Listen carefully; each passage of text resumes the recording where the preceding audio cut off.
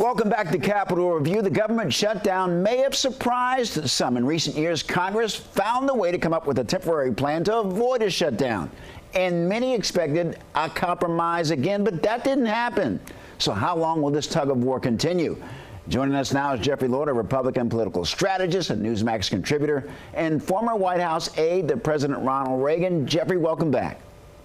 Good to be here, my friend. Too bad there's nothing going on. Oh, it's quiet right now, but we have some things to talk about. You know the Republican Party, they control the House, the Senate, and of course the White House.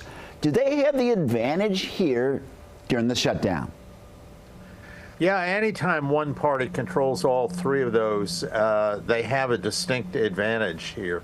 But the question always is the numbers and how much of an advantage do they have?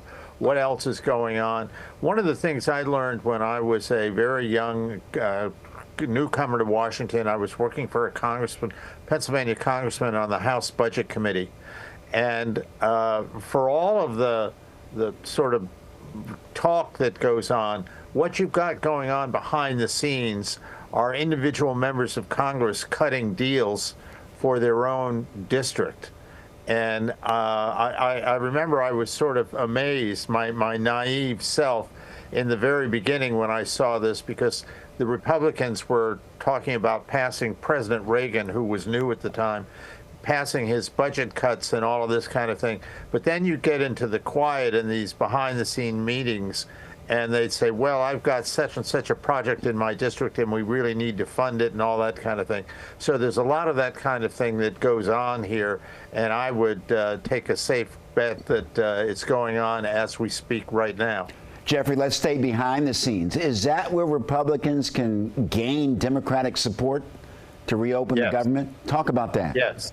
Yeah, it is behind the scenes. They all have deals that everybody wants something. And the key to this, and this is a democracy, the key to this is their constituents.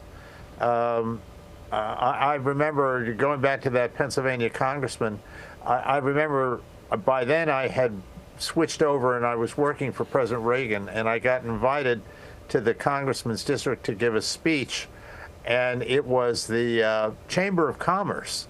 Well, you know, pretty conservative group, right? So I give this speech, cheering on the Reagan budget cuts and all of this kind of thing. And the very first question that came when I was done, well, they've got a water project in this city, and they really need to have it. So what is President Reagan doing cutting the water project out of his budget? Bingo. There you go. Well, Jeffrey, obviously there's a lot at stake here. What are some of the issues where you think Republicans and Democrats can find common ground?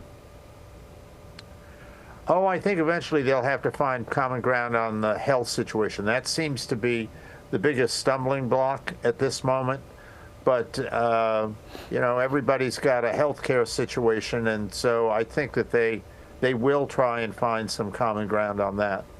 You may recall back in 2013 when President Obama was in office, President Trump said that a government shutdown is a sign of weakness in the Oval Office.